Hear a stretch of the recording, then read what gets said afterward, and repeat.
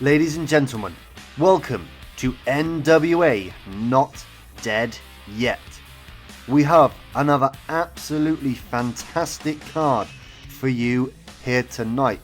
And kicking off, we will see the continuation of the American Dream Gauntlet as the two former members of the Disciples of Sin collide as Bishop Dyer takes on Max the Impaler as they both have their next match in the American Dream Gauntlet.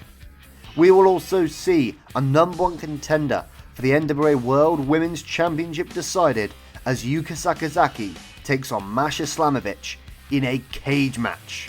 The winner will go on to face Lexi Cabrera at a later date for the NWA World Women's Championship. And then, in our main event, the rivalry between Punishment Martinez and Chris Brookes carries on as they both will face each other in a tag team match as they both need to find mystery partners. So it will be Martinez and his chosen partner against Chris Brookes and his chosen partner. So we have all this and so much more tonight here on NWA Not Dead Yet. So the show kicks off with a pre-show match, a 55 rated pre-show match as Matt Lee defeats Mims. Matt Lee doesn't have a match tonight in the American Dream Gauntlet, so he is on the pre-show and he has defeated Mims in a really good 55 rated match. They both had great chemistry. Again, it showed in this match. We'll then go to our next match, which was a 53 rated match as Manic defeats a debuting Ryan Gallioni. Again, Gallioni was rusty. He hasn't wrestled in a while. That's why he only gets a performance of 19, whereas Manic gets a performance of 60. Again, this was about 5.5 minutes. Really short match here again on the pre-show, but a good win for Manic. We'll then go to a really good 61 rated match again on the pre-show once again as May Saruga defeats Brittany Blake, Carissa Rivera, Maddie Max and Ashley D'Amboise in just over 7 minutes. Again, May Saruga has a really strong connection with the young female audience who really liked her winning. She was the second best performer in the entire match, getting a 63. Brittany Blake a 65 and Ashley D'Amboise a 61. Again, those two women may become more permanent fixtures of the NWA as we carry on because they are getting really good ratings in these eye candy matches. But for now, we will move on to the main show. So the main show starts off with Stephanie McMahon in the ring with Corey Graves and Mark Henry. McMahon says that the NWA has reached a new heights since she became the new president. She's happy to announce that tonight's attendance is a company record of over 6,000 people, almost 7,000 people, so just over 6,800 people, and it's all because of her input as the new president of the NWA, and nothing, obviously, to do with any of the wrestlers or any of the booking Mark Henry or Corey Graves have done. It's all because of what she has been able to do for the NWA.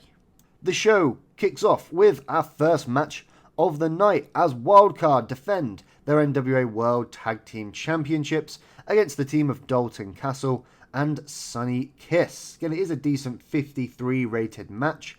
Alec Price getting a huge 77 rating. Starboy Charlie getting a 66.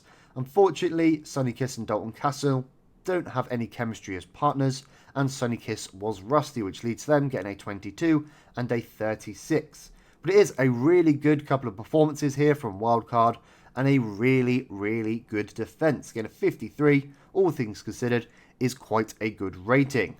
We'll then go to our next match of the American Dream Gauntlet as Spencer Slade manages to defeat Fuego del Sol in 9 minutes by submission, meaning that Spencer Slade has picked up another 3 points in the American Dream Gauntlet.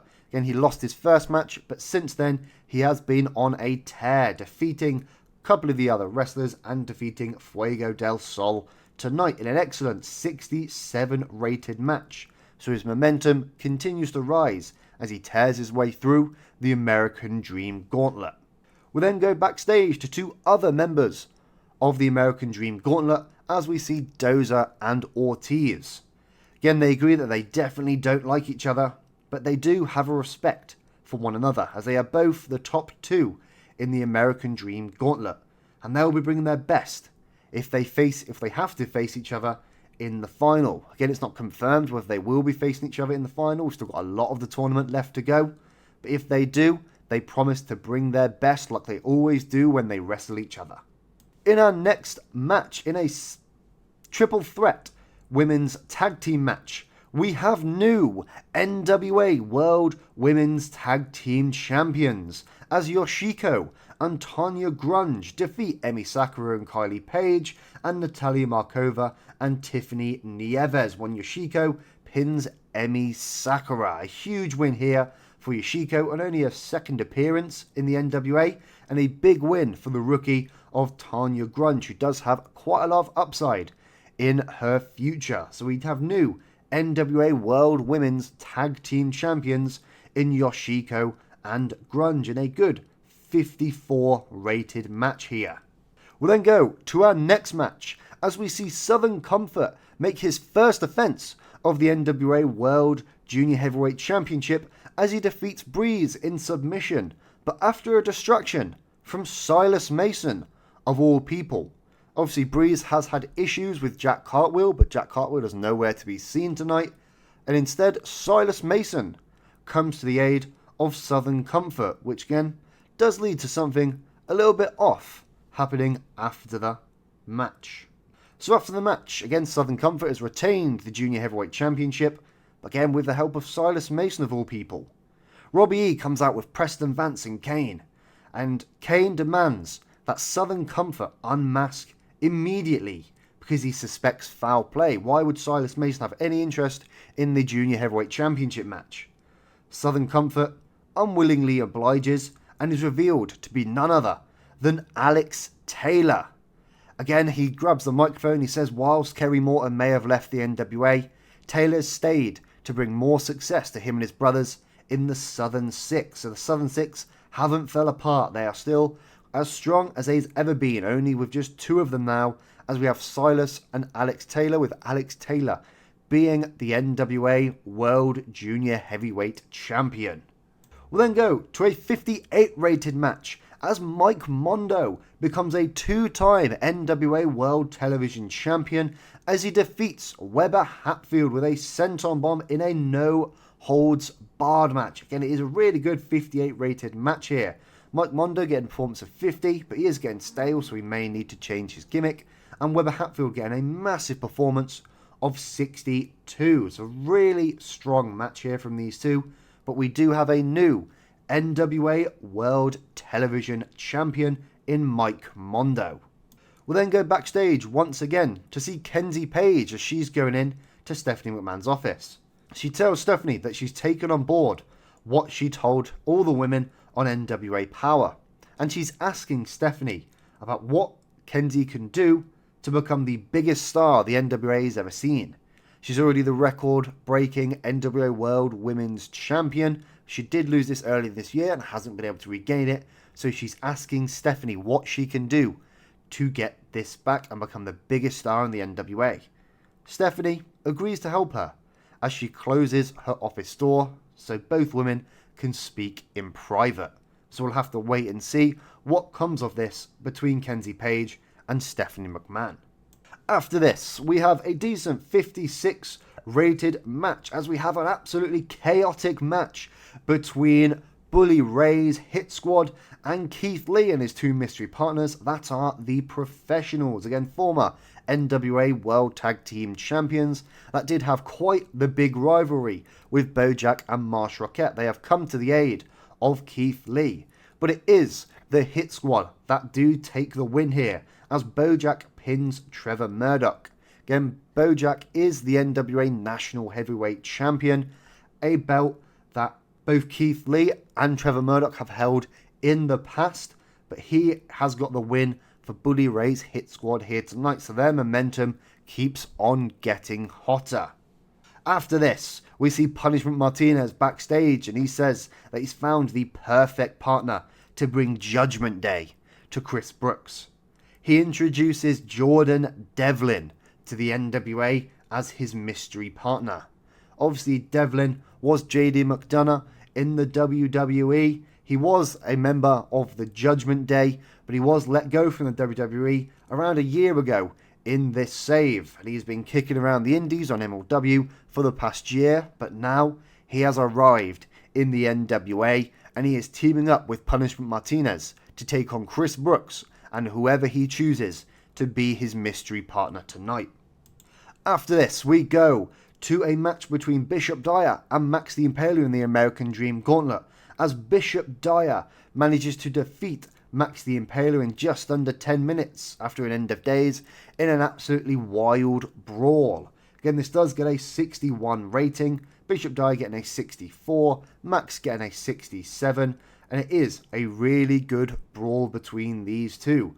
Both former members of the Disciples of Sin have clashed, with Bishop Dyer becoming the victor.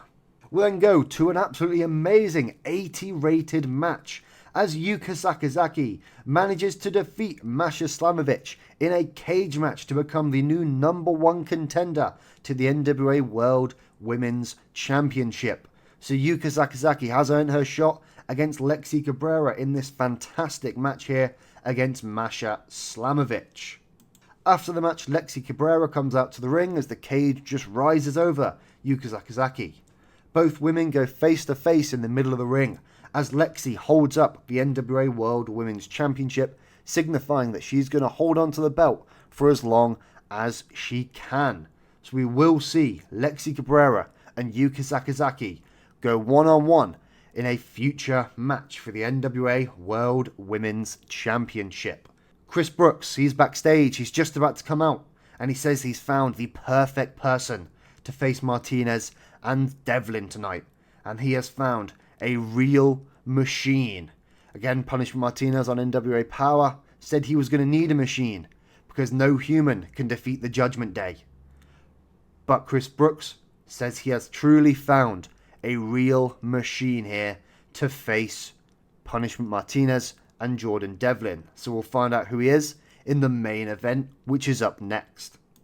And in an excellent 77 rated match, Chris Brookes and his mystery partner Samoa Joe are actually defeated by the team of Punishment Martinez and Jordan Devlin after Punishment pins Samoa Joe with the South of Heaven. So Chris Brookes' selection has backfired on him, as Joe is the one to lose this match to Punishment Martinez, meaning that Devlin and Martinez do have the momentum going into Punishment Martinez's next shot at the NWA World's Heavyweight Championship. But it is an absolute excellent 77 rated match here, the second best match of the night. Chris Brookes getting a fantastic 81, Martinez getting a 79, Devlin getting a 76, but Joe being really off his game and getting a 53. But it is still an absolutely fantastic way to finish the show. So this show gets a 77 rating, increased our popularity in 53 regions. This is by far the best show we have ever done. You can see that we don't have any more broadcast quality issues. I believe this is because TNA have finally risen to medium, because I actually haven't changed any of the broadcast quality or the production qualities. I do believe TNA have now risen to medium, so they are not actually affecting us in terms of their production values. So this is our best show by a long distance, getting a 77 rating. But now we'll go to the post show to see exactly where we have increased our popularity and if we've made any money. So we will be praising Yuka Sakazaki, Punishment Martinez and Jordan Devlin for their excellent performances tonight. Sakazaki is very happy, Martinez seems pleased, as does Jordan Devlin. There wasn't any injuries, so I'll have a look at our financial report. And we made over $100,000, $125,000 on this one show tonight. The ticket sales were over $120,000. Pay-per-view revenue was up to $32,000. Merchandise was $20,000. So a huge profit made here from NWA Not Dead Yet. We'll have a look at our popularity recap to see if we've grown. And we have grown in a huge amount of regions across the world, mostly in America and Europe, but a few regions in the British Isles and one region in Canada as well. So huge growth all around here, and we're up to the heights of 55, so we are not that far away from becoming a medium-sized promotion. We hit that when we get to 59. So a huge, huge amount of growth here and a huge step forward for the NWA. Again, there won't be a media scrum, so I'll see you back at the home screen. We'll have a look at some of the champions, some of the people that I'm trying to get over, and we'll have a look at TNA to see if they have risen to medium or not. So here we are back in the home screen. Again, doesn't look like there's many big headlines. Again, Mr. Thomas out of MLW. I don't think we're really going to be wanting bringing him, but we might have a look. If we have a look at our emails though, again, Chris Brookes likes Mesa Ruga and thinks she could get better with time, which again, we are going to give her all the time she needs. The buy rate for Not Dead Yet was 46,000 buys, which obviously is very good. That's why we made as much money as we did. We'll have a look at TNA to see exactly what they're up to now, because they might be up to medium, and if they are, then obviously that means less production values for us. And they are. They have risen to medium. They rose to medium on Friday.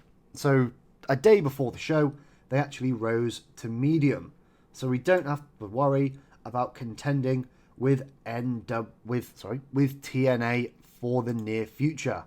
So that should mean that our production values shouldn't be much of an issue anymore. Have a look. Yep, they're not in the red. They're all white. So that means they are not an issue. Again, we are going to try and get a few more broadcasting deals over the line for areas in which we're not broadcast that much, like Japan or the British Isles, where we're just on YouTube, and hopefully they can start to come in time. But we do have a few new champions to look through. Again, the first being the women's tag team champions, which are now Yoshiko and Tanya Grunge, ending Kylie Page and Emi Sakura's reign at 207 days, so quite a lengthy reign for these two women. Again, Mike Mondo is now a two-time World Television Champion, defeating Weber Hatfield, ending his reign at 69 days. Again, this is his first reign since December of last year. Again, almost a year without the belt, and he has become a two-time NWA World Television Champion. Again, a recap of some of the holders. Bojack is the National Heavyweight Champion. He's been holding it for 26 days. He's yet to make a defense. The US Tag Team Champions are still Takahashi and Naito, holding him for 96 days. World Junior Heavyweight is Southern Comfort. I haven't yet changed him back to Alex Taylor, but it is his second reign. Again, you can see his first reign lasted for 415 days. This first reign has been 12 days so far. Tag Team Champions for 70 days is Charlie and Price. Television Champion, we've just seen, is Mondo. World Women's Champion is Lexi Cabrera, again a 70-day reign. And then the World's Heavyweight Champion, still at 70 days, is Chris Brookes. Again, the previous champion, Bishop Dyer, reigned for 364 days until he was defeated by Brookes at NWA 78.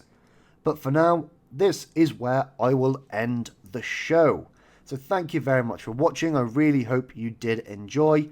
Make sure to like, share, and subscribe. Hit that bell notification button if you want to be notified about every upload we do here.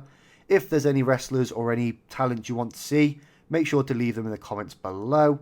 If there's any part of the series or the backstage stuff you want to see, obviously leave them in the comments as well, and I'll try my best to show them to you. Again, thank you very much for watching, and I'll see you at the next two tapings of NWA Power.